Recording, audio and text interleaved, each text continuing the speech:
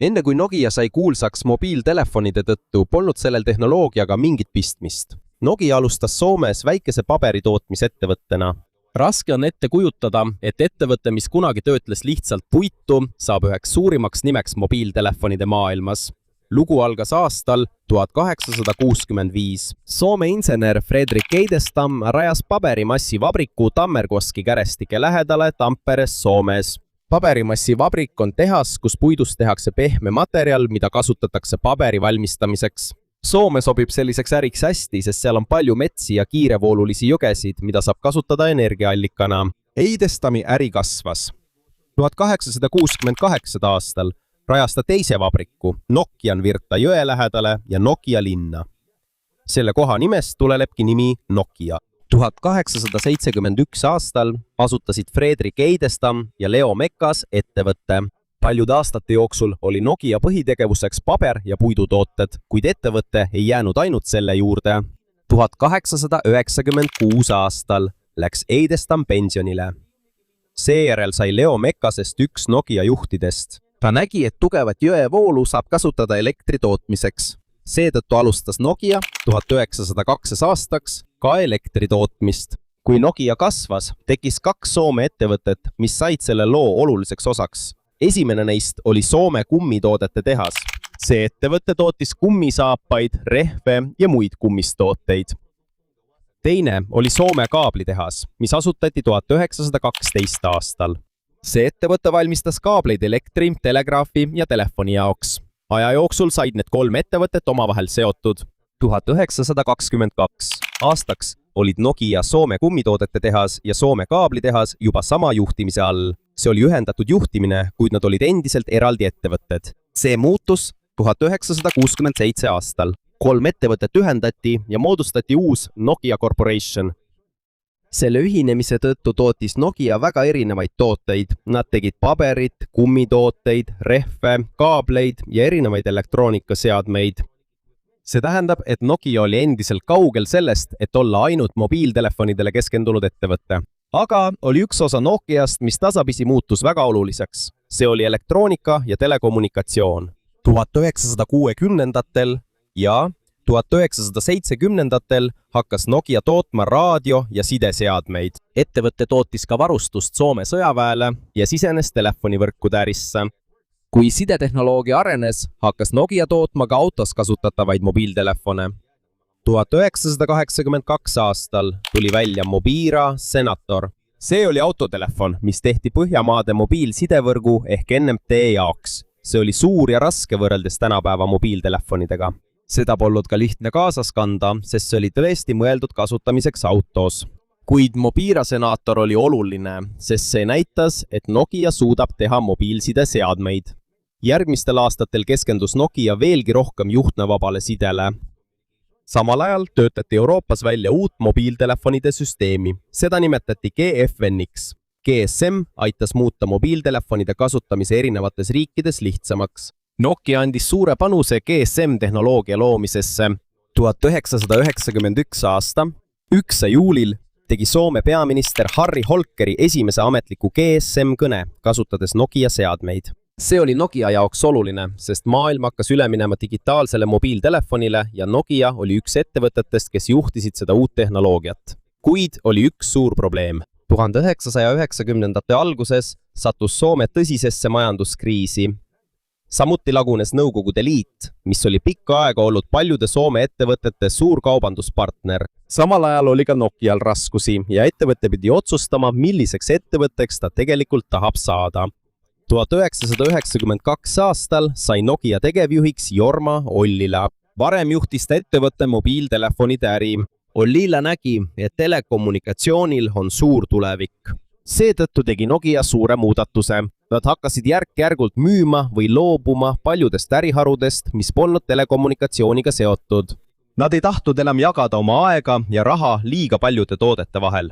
Selle asemel keskendus Nokia rohkem mobiiltelefonidele ja sidevõrkudele. See oli väga suur risk. Nokia oli varem ettevõte, mis tootis väga palju erinevaid tooteid. Nüüd sõltus suur osa selle tulevikust ühest tööstusharust, mis osutus väga kiireks. Ja see kasvas. Kuid 1990-ndateks hakkas kiiresti kasvama nende inimeste hulk, kes tahtsid endale oma mobiiltelefoni. Kõik tahtsid endale mobiiltelefoni ja Nokia oli õigel ajal õiges kohas. Endine ettevõte, mis alustas paberi tootmisega, oli teel saamas üheks suurimaks mobiiltelefonide tootjaks maailmas. 1990ndate alguses ei olnud Nokia veel maailma suurim mobiiltelefonide tootja. Tollal olid Motorola ja Ericsson palju tuntumad, kuid Nokia uskus, et saabub aeg, mil mobiiltelefone ei kasuta ainult ärimehed. Nad uskusid, et tavalised inimesed hakkavad mobiiltelefone igapäevaselt kasutama. Seetõttu tegi Nokia väiksemaid, lihtsamini kasutatavaid ja taskukohasemaid mobiiltelefone. Paljude Nokia telefonide aku kestis kaua ja need said tuntuks kui vastupidavad seadmed. Nokia kasvas kiiresti. 1998 aastal ületas see Motorola ja sai maailma suurimaks mobiiltelefonide tootjaks. Üks Nokia kõige kuulsamaid mobiiltelefone oli Nokia 3310, mis tuli välja aastal 2000.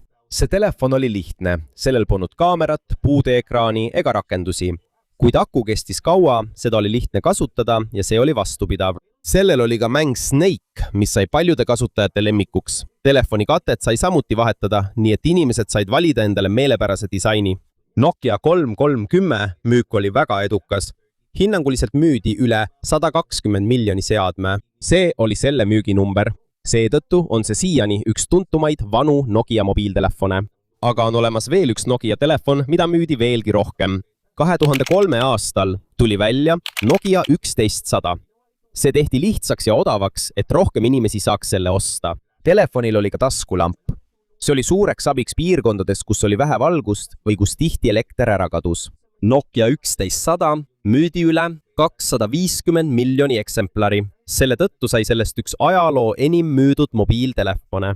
Üks Nokia edu põhjustest oli see, et neil oli palju erinevaid mobiiltelefone. Neil oli odav telefon esmakasutajatele. Oli vastupidava mudel töö jaoks, oli telefon, millel oli kaamera ja muusikamängija. Samuti oli neil arenenum telefon ärikasutajatele. See tähendab, et peaaegu iga eelarve või vajaduse jaoks oli olemas Nokia telefon, mida sai osta. Populaarseks sai ka helin nimega Nokia Tuune. Seda kasutati esmakordselt Nokia telefonides 1990ndatel. Kuna nii paljud inimesed kasutasid Nokiad, sai sellest üks maailma tuntumaid helinaid. Kui mobiiltelefonide kasutajate arv kasvas, kasvas ka Nokia. 2005 aastaks oli Nokia selgelt maailma juhtiv mobiiltelefonide tootja. Sel aastal müüs ettevõtte ligikaudu 265 miljonit mobiilseadet ja omas peaaegu kolmandikku maailma turust.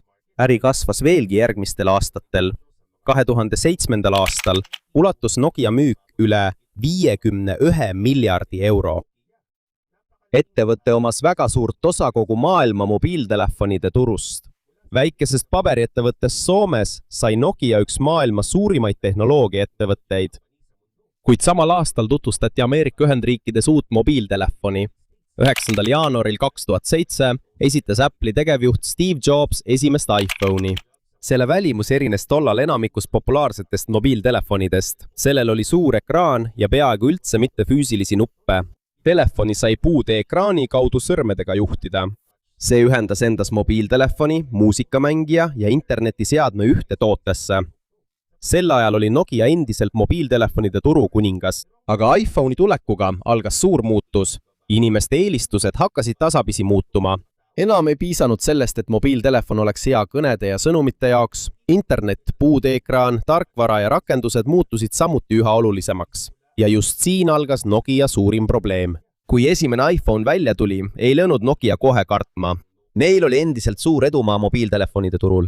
Paljud arvasid tol ajal ka, et iPhone'il on nõrkusi. Sellel polnud füüsilist klahvistikku, kaamera oli piiratud ja see oli kallim kui paljud Nokia telefonid. Ka Nokial oli tol ajal oma arenenud telefon. Üks neist oli Nokia N95. Sellel oli kaamera, GPS, Wi-Fi, muusikamängija ja muud funktsioonid, mida esimesel iPhone'il veel polnud. Aga oli üks suur erinevus. iPhone'i oli palju lihtsam kasutada. Sellel oli suur puudeekraan ja telefoni sai juhtida sõrmega. Samuti oli internetis sirvimine ja erinevate funktsioonide kasutamine palju lihtsam. iPhone muutus veelgi populaarsemaks. 2008 aastal, kui Apple avas App Store'i.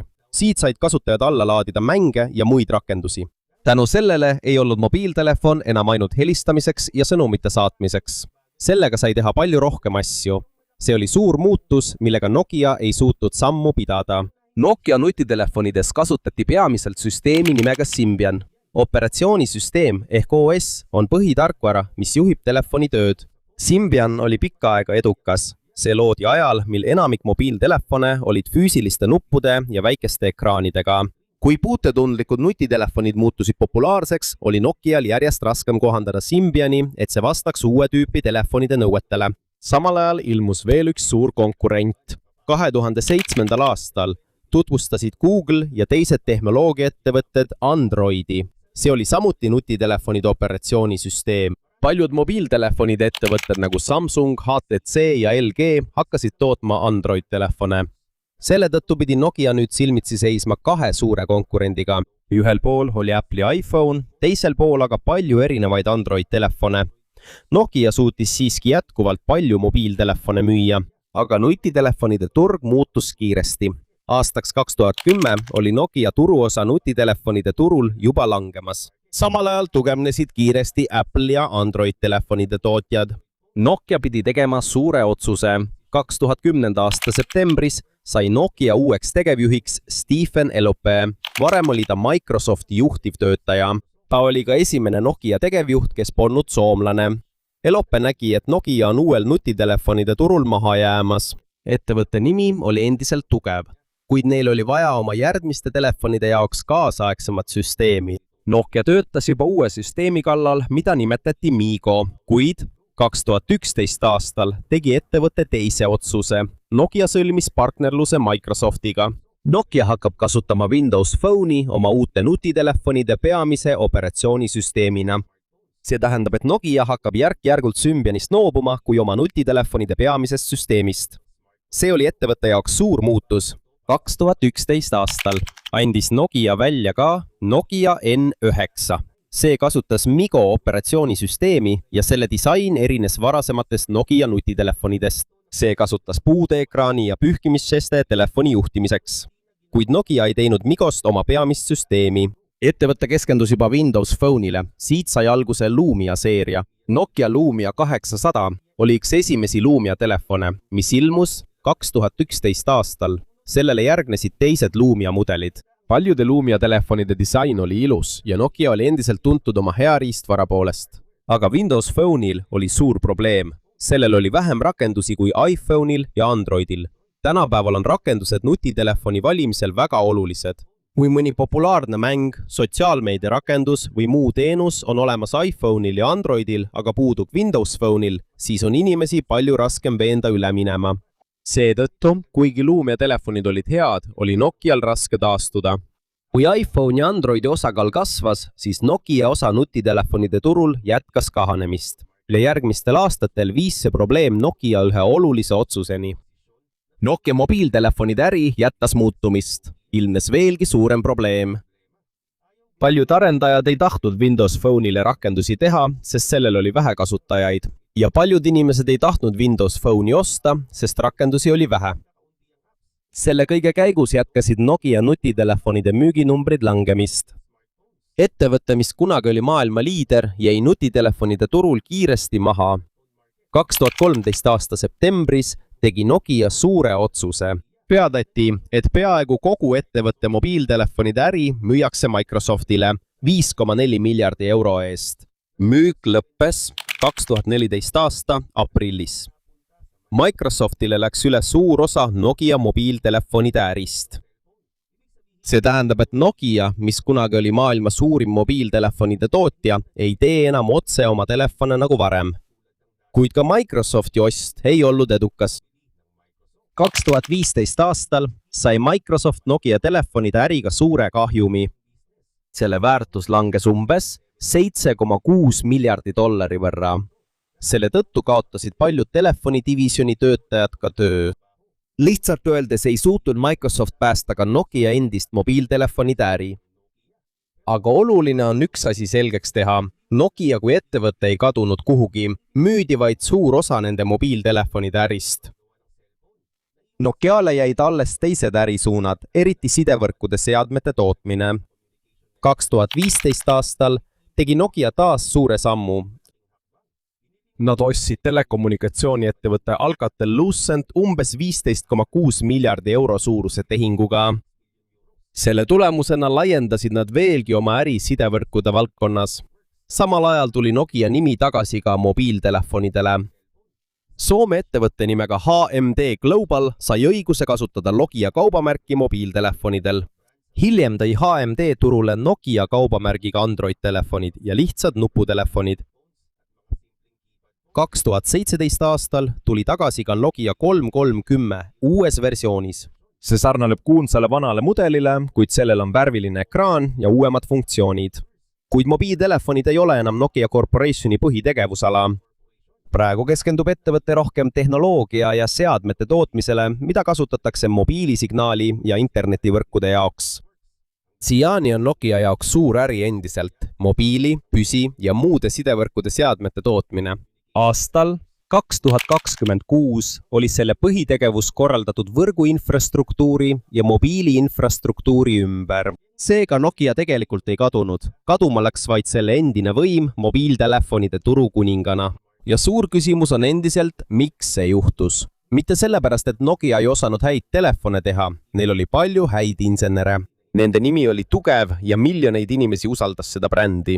Probleem oli selles, et mobiiltelefonide maailm muutus väga kiiresti. Alguses olid mobiiltelefonide puhul olulised kõned, sõnumid, hea levi, pikk akukestvus ja vastupidav korpus. Aga siis tuli iPhone ja Androidiga muutus konkurents. Olulisemaks said puude ekraan, internet, rakendused ja lihtsasti kasutatav tarkvara. Nokia oli endiselt tugev telefonide tootmises, kuid neil oli raske luua tarkvara ja rakenduste süsteemi, mis suudaks konkureerida Apple'i ja Androidiga. Nokia tegi ka otsuseid, mis ei olnud edukad. Nad loobusid Symbianist ega jätkanud Migo kasutamist põhitegevussüsteemina. Selle asemel otsustasid nad panustada Windows Phone'ile. Me ei saa ka kindlalt öelda, et Nokia oleks kindlasti edukaks saanud, kui nad oleksid valinud Androidi. Kuid selge on see, et Android kasvas kiiresti samal ajal, kui Windows Phone'il oli raske järele jõuda. Nii et vaid mõne aastaga muutus Nokia positsioon. Ettevõttest, mille mobiiltelefone kasutati peaaegu kõikjal, sai firma, mis peaaegu kadus nutitelefonide põhiturult. Aga sellel lool on veel üks oluline osa. Paljud endised Nokia töötajad ei kadunud tehnoloogiatööstusest. Mõned neist läksid tööle teistesse ettevõtetesse ja mõned asutasid oma enda firma. Seega Nokia juures omandatud teadmised ja kogemused aitasid kaasa ka Soome tehnoloogiatööstuse kasvule. Ja siin näeme, miks Nokia ajalugu on eriline. See sai alguse 1865 aastal ettevõttena, mis tootis paberimassi. Hiljem laienes see elektri, kummitoodete, kaablite ja elektroonika valdkonda. Kui mobiiltelefonid tulid, muutus Nokia taas ja sai suurimaks. Kuid kui tehnoloogia jälle muutus, ei suutnud see enam piisavalt kiiresti sammu pidada. Tänapäeva Nokia ei ole enam see Nokia, mida me tundsime nuppudega telefonide ajal, kuid ettevõte on endiselt alles. See toodab endiselt tehnoloogiat, mis aitab sidevõrke käigus hoida erinevates maailmapaikades. Nokia lugu on hea meeldetuletus ettevõtetele. Isegi kui ettevõte on suur ja kuulus, võib see siiski maha jääda, kui ei suuda muutustega sammu pidada. Üks tähtsamaid õppetunde on see, et ei tohi muutuda liiga enesega rahulolevaks, kui äri on edukas. Kui müük on kõrge ja bränd tuntud, on lihtne arvata, et kõik läheb ka järgmistel aastatel hästi. Kuid turg muutub kiiresti. Tuleb uusi tehnoloogiaid, uusi konkurente ja kliendid ostavad uusi viise kasutades. Seetõttu on innovatsioon väga oluline. Innovatsioon tähendab parema toote, teenuse või tööviisi loomist. See ei pea alati olema suur leiutis. See võib olla ka lihtne muudatus, mis teeb kliendi elu lihtsamaks. Näiteks kiirem kohaletoimetamine, lihtsam maksmine, lihtsam veebileht või kiirem klienditeenindus. Isegi kui muudatus on väike, on see oluline, kui see lahendab tõelise probleemi. Ettevõte peab ka klienti kuulama. Sellest ei piisa, et ettevõte ise oma toodet heaks peab. Lõpuks otsustab ikkagi klient, kas ta ostab ja kasutab seda. Kui ühe toote kohta tuleb pidevalt kaebusi, tuleb kohe uurida, milles probleem seisneb. Kui turule tuleb uus toode, mis inimestele kiiresti meeldima hakkab, tuleb samuti uurida, miks see nii on. See ei tähenda, et konkurent peaks seda kopeerima. Oluline on mõista, mida klient vajab ja kuidas seda paremini pakkuda. Samuti on tähtis kogu kliendi kogemus. Inimene ei osta ega tule tagasi ainult toote pärast. Näiteks võib restoranis toit olla maitsev, aga kui ootamine on väga pikk ja tellimine on keeruline, siis võib klient enam mitte tagasi tulla. Samuti võib mõne veebipoe toode olla hea, aga kui ostu vormistamine on segane või tarne alati hilineb, võib klient otsustada osta hoopis teiselt müüjalt. Seepärast peab ettevõte vaatama kogu protsessi, alates sellest, kui klient toodet esimest korda näeb, kuni ostu ja kasutamise lõpuni. Veel üks oluline õppetund on teha kiiremaid otsuseid, kui on selge, et olukord on muutunud. See ei tähenda, et tuleks teha otsuseid kiirustades. Uuringud on endiselt vajalikud. Aga liiga pikk protsess pole samuti hea. Kui on ainult koosolekud ja plaanid, aga midagi ei tehta, võivad teised ettevõtted ette jõuda. Parem on kõigepealt teha väike test. Kui on uus toode, tee kõigepealt väike partii. Kui on uus teenus, proovi seda esmalt mõne kliendi peal, vaata, kas see töötab. Kui tulemused on head, saab seda laiendada. Nii saab ettevõtte uuendusi teha ilma kohe kõike ohtu seadmata. Kogu ettevõtet ei panda kohe suure riski alla. Töötajad on samuti olulised, sest just nemad märkavad sageli esimesena probleeme. Müügimeeskond kuuleb, miks klient ei taha osta. Klienditeenindus näeb korduvaid kaebusi. Insenerid võivad esimesena märgata, et tehnoloogia on vananenud. Seetõttu peab juhtkond oskama kuulata. Kui töötaja kardab probleemidest rääkida, võib tegelik olukord juhtideni jõuda liiga hilja. Hea juht ei taha kuulda ainult häid uudiseid. Ta tahab ka kohe teada saada, mis ei toimi. Probleemi on lihtsam lahendada, kui see on veel väike. Teine õppetund on see, et kogu äri ei tohiks panna sõltuma ühest tuluallikast. Kui peaaegu kogu tulu tuleb ühest tootest, võib tekkida suur probleem, kui selle toote nõudlus langeb. Aga samuti ei ole hea alustada väga paljusid ärisid, mis omavahel seotud ei ole. Parem on omada mõnda toodet või teenust, mis on siiski seotud ettevõtte põhitegevusega. Nii on olemas teised tuluallikad, kuid ettevõtte fookus ei kao. Oluline on ka vaadata, kuhu turg liigub, mitte ainult seda, mis praegu hästi müüb. Näiteks võib ühe toote müük praegu veel suur olla, aga kui igal aastal selle kasutajate arv väheneb, on see märk, et tuleks juba valmistuda. Samal ajal võib mõni uus toode praegu veel väike olla. Aga kui kasutajate arv kiiresti kasvab, võib sellest tulevikus saada suur osa turust. Seega ei tohiks ettevõte küsida ainult, kas meie müük läheb ikka hästi. Tuleks küsida ka, mis turul kiiresti muutub. Veel üks oluline õppetund on mitte karta uue toote loomist, isegi kui see võib vähendada vana toote müüki. Näiteks kui ettevõte teenib endiselt vana teenusega, kuid inimesed eelistavad juba uut digitaalset versiooni, siis on parem teha ka digitaalne versioon. Võib juhtuda, et vana teenuse tulu väheneb, kuid kui ettevõte midagi ette ei võta, võib konkurent teha parema versiooni ja kliendid üle võtta. Parem on, kui sinu enda uus toode asendab vana, mitte konkurendi tehtu. Samuti on oluline, et ettevõttel oleks selge, millist kliendi probleemi nad tegelikult peavad lahendama. Näiteks taksofirma puhul ei seisne asi ainult taksos. Kliendi vajadus on jõuda turvaliselt ja kiiresti sihtkohta. Restoran ei müü ainult toitu. Oluline on ka kiirus, mugavus ja hea teenindus. Kui ettevõttel on selge, mida klient tegelikult vajab, on lihtsam näha, kuidas äri peaks muutuma. Raha on samuti oluline innovatsioonis.